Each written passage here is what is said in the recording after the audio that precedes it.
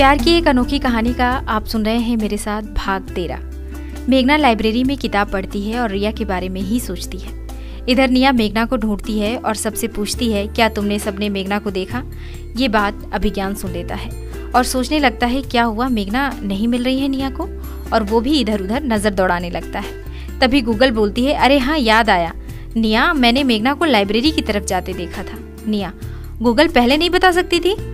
कब से पूछ रही हूँ सबसे। गूगल, भूल गई थी यार। अभिज्ञान दौड़ता हुआ जाता है लाइब्रेरी की तरफ तो देखता है कि मेघना किताब पढ़ रही है।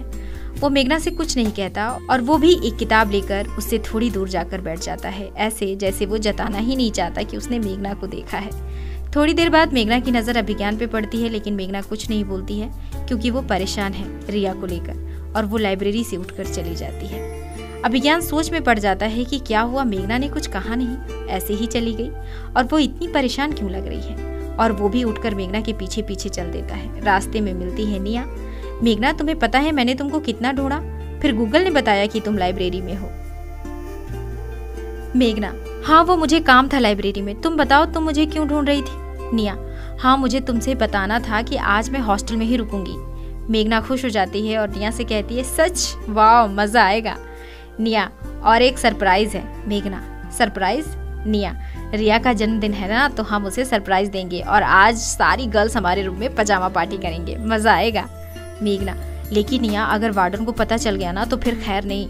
निया, ओहो, किसी को कुछ पता नहीं चलेगा। मेघना, फिर ठीक है। निया को बोलकर सोचने लगती है कि चलो इसी बहाने रिया की प्रॉब्लम के बारे में पता लगाने का मौका मिलेगा। तभी वो एक शख्स से टकरा जाती है और गिरने ही वाली होती है कि वो शख्स मेघना का हाथ पकड़ लेता है। मेघना उस शख्स को सॉरी बोलती है। वो शख्स कहता है, ध्यान कहाँ है तुम्हारा? तब तक रॉकी, क्या हुआ मेघना, तुम ठीक तो हो ना? मेघना, हाँ रॉकी मैं ठीक हूँ। वो शख्स, ओहो काफी याराना लगता है। रॉकी और मेघना चौंक जाते हैं। तभी वो शख्स कहता है, मेरा मतलब है कि दोस्त हो तुम दोनों, अच्छी बात है, यहाँ इस कॉलेज में एकता बहुत है। Okay, by the way my self Ashwani Rana, इस कॉलेज का नया स्पोर्ट टीचर। तुम लोग? मैं रॉकी, ये मेघना। अश्वनी सर, ओहो बहुत अच्छे, मजा आएगा, अब बहुत इंटरेस्टिंग। और इतना कहकर सर चले जाते हैं। रॉकी, अजीब है ये। मेघना, तुम्हें भी ऐसा लगा ना, अजीब तरीके से बोल रहा था। रॉकी, ज्यादा दिन तक नहीं टिकेगा ये यहाँ पर, चलो कैंटीन एक कप कॉफी हो जाए। मेघना, कॉफी नहीं चाय। रॉकी, आप जो हुक्म फरमाए प्रिंसेस मेघना। इधर अभिज्ञान क्लास में अकेला बैठ के सोचता है कि मेघना इतनी आज परेशान क्यों थी। तभी अभिज्ञान का फोन बजता है। फोन देखता है तो कहता है, इस वक्त डैड का फोन। Hello dad. अब फोन पे क्या बात हुई क्या नहीं, वो हड़बड़ी में अपने घर चला जाता है। घर पहुंचने पे अभिज्ञान के डैड रणधीर सिंह ठाकुर, आओ अभिज्ञान, तुम्हें ये जानकर झटका जरूर लगेगा कि जिसका डर था वही हुआ, और तुम्हारी वजह से। अभिज्ञान, क्या हुआ, साफ साफ बताइए। अभिज्ञान की माँ मोनिका, तुम्हें नहीं पता क्या हुआ? तुम कॉलेज में ही थे ना, फिर तुम्हें पता कैसे नहीं चला? अभिज्ञान, पहेलियां मत बुझाइए, साफ साफ बताइए। रणधीर सिंह, वो तुम्हारे कॉलेज में आए हैं और ये सब तुम्हारी बेवकूफियों की वजह से हुआ है। उस दिन उन लड़कों से तुमने उस लड़की की जान बचाई, वो कौन सी जगह थी तुम जानते हो? अभिज्ञान, हाँ जानता था मैं कि वो कौन सी जगह थी। मोनिका, फिर तुम्हें ये भी पता होना चाहिए कि वहाँ हम बिन बुलाए नहीं जाते। अभिज्ञान, हाँ पता था और पता है। मोनिका, फिर भी तुम वहाँ गए उस लड़की के लिए, वो भी उस आम सी लड़की के लिए। अभिज्ञान, कोई भी लड़की होती या वहाँ कोई भी लड़का होता तो मैं ऐसा ही करता। मोनिका, तुम्हें पता है तुम क्या कर रहे हो? रणधीर सिंह, अभिज्ञान तुम जानते हो हम इंसान नहीं हैं, लेकिन थोड़ा बहुत जो भी मौका मिला है हमें कि हम इंसानों की तरह जिंदगी बिता सकते हैं, वो किसकी वजह से? उनकी वजह से, और उन्हें नाराज कोई करे मैं बर्दाश्त नहीं कर सकता। अभिज्ञान, मुझे मालूम है कि उनका हम पर एहसान है, पर मैंने हमारा उसूल नहीं तोड़ा और ना ही कभी तोड़ूंगा। Randhir, oh really? और कुछ जो तुमने उस दिन किया वो क्या था? शायद तुम भूल रहे हो, वो उसूलों के खिलाफ था हमारे। अभिज्ञान, नहीं वो उसूल के खिलाफ नहीं था, क्योंकि उस वक्त इंसानियत का वही उसूल था।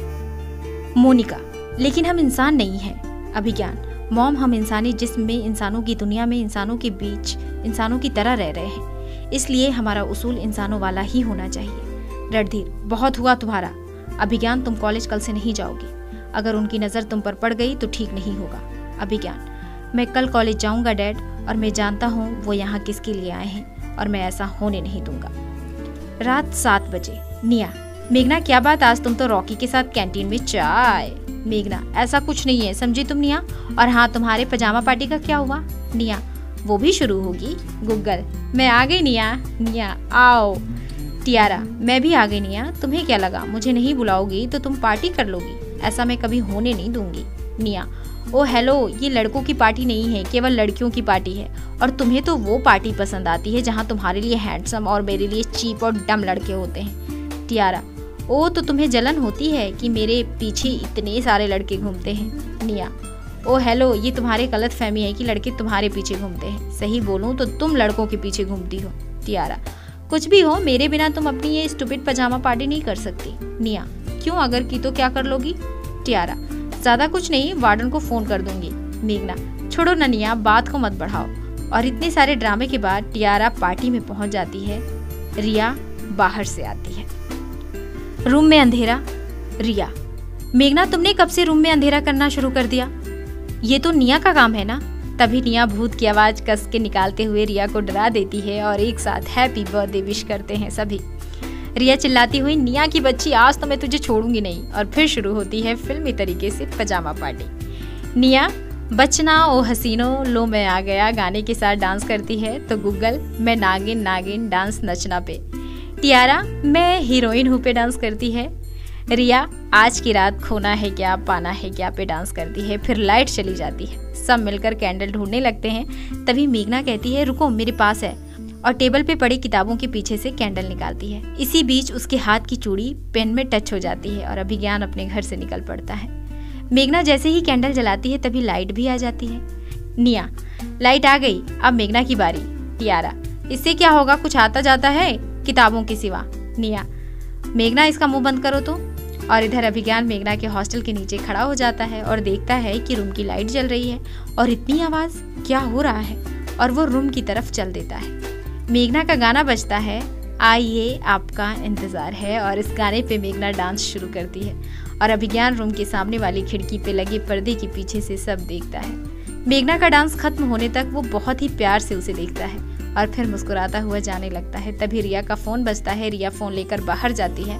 मेघना रिया को बाहर जाते हुए देख लेती है और उसके पीछे पीछे चल देती है और एक दीवार के पीछे खड़े होकर देखती है कि रिया किसी को फोन पे बहुत डांट लगाती है और रोती है। तभी रिया को लगता है कि कोई उसे देख रहा है। वो फोन काट के जल्दी जल्दी रूम की तरफ मुड़ जाती है। मेघना रिया को आता देख छुप जाती है। इस तरह रिया मेघना को देख नहीं पाती, पर मेघना सोचती है कि कौन था फोन पे, कैसे पता करूं। तभी उसकी नजर हॉस्टल के बाहर पड़ती है और मेघना वहां किसी को देखकर सन्न हो जाती है। वहां वो किसे देखती है जानेंगे अगले भाग में।